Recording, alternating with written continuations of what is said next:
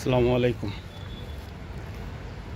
আজকে আমি দেখাবো সালমান শাহের কবর। এটা হচ্ছে গণতন্ত্রের অতন্ত্র প্রহরী বঙ্গবীর জেনারেল এম.এ.জি. ওসমানী, মোহাম্মদ আতাউল গনি ওসমানী। এটা হচ্ছে তার কবর। আমাদের প্রিয় নায়ক সালমান শাহ, তার কবর আজকে আমি দেখাবো। তার জন্ম হচ্ছে 19 সেপ্টেম্বর 1971, মৃত্যু হচ্ছে 6 সেপ্টেম্বর 1996 শুক্রবার। আল্লাহ পাক রব্বুল আলামিন শুক্রবারের উসিলায় তাকে তার গুনাহ খাতা মাফ করে দিয়ে তাকে জান্নাতুল ফেরদাউস দান করুন, আমিন।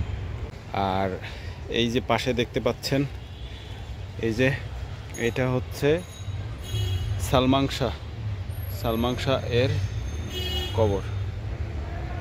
তার মৃত্যু নিয়ে এখনও একটা রহস্য রয়েই গেছে। আজও পর্যন্ত এই মৃত্যুর রহস্য উদ্ঘাটন হয় নাই। আসলে কি বলবো, কবরস্থানে যদি আসেন, আপনার মনে যদি কোনো অহংকার থাকে বা হিংসা থাকে, আপনি কবরস্থানে আসবেন। দেখেন, একটা সময় এরা অনেক, এদের আধিপত্য ছিল, অনেক এদের সম্মান ছিল, এদের অনেক মান ছিল, যা মানে পুরা বিশ্ব জানত। আজ দেখেন তাদের সব কিছু মাটিতে মিশে গেছে। একদিন সবারই এই রকমের মাটির সাথে মিশে যেতে হবে। সুতরাং আমাদের কখনো অহংকার, দেমাগ এগুলা করা যাবে না। এগুলো থেকে সব সময় বিরত থাকতে হবে।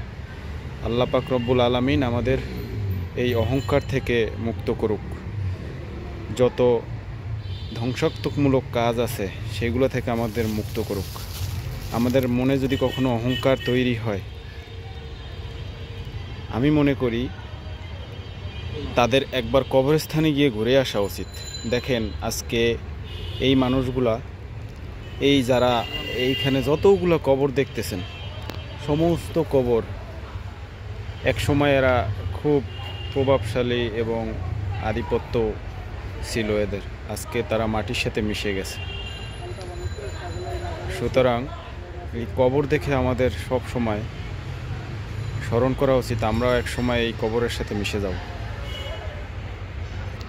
দেখেন, আমরা সবসময় একটা কথা মনে রাখবো যে জন্মেছি যখন মৃত্যুবরণ করতেই হবে। আজকে দেখেন এই যে সালমান শাহ, সে এক সময় মানুষের প্রিয় একজন ব্যক্তিত্ব ছিল, তাকে অনেকেই অনুসরণ করে। আল্লাহ পাক রব্বুল আলামিনের কাছে আমাদের সবারই উচিত হবে যে আমরা তার জন্য দোয়া করব। তার অতীতের যত ভুল ত্রুটি আছে সমস্ত ভুল ত্রুটি ক্ষমা করে দিয়ে আল্লাহ পাক রব্বুল আলামিন তাকে যেন জান্নাত নসিব করেন।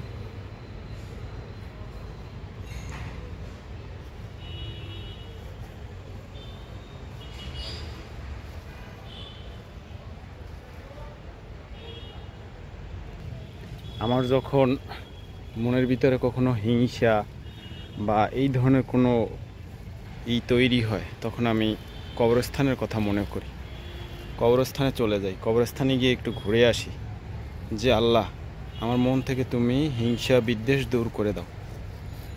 এই কবর সবাইকে এখানে আসতে হবে, আজ অথবা কাল। এই দুই দিনের দুনিয়া দিয়া আমরা কত গর্ব, কত বড়াই করি।